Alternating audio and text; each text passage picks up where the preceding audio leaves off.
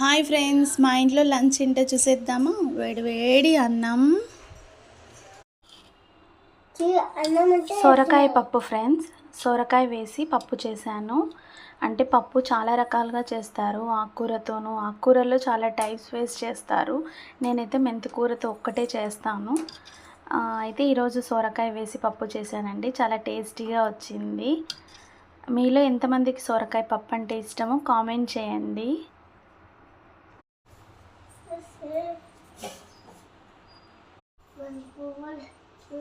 ఇంకా చౌడకాయ కారం అండి. మా ఊర్లో అయితే చౌడకాయ కారం అంటాము వీటిని. చాలామంది చౌడకాయ తొక్కని కూడా అంటారు. మేమైతే చౌడకాయ కారం అంటామండి. ఇది కూడా కొంచెమే చేశాను, ఎందుకంటే నేను ఒక్కదాన్నే తింటాను. సో హస్బెండ్ పిల్లలు తినరు, అందుకే కొంచెం చేసుకున్నానండి.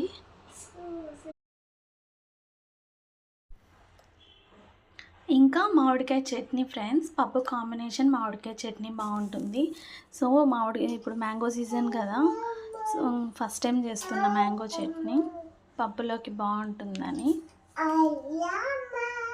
మా వీడియో నచ్చినట్లయితే లైక్ చేయండి, సబ్స్క్రైబ్ చేసుకోవడం మాత్రం మర్చిపోవద్దండి. Bye bye.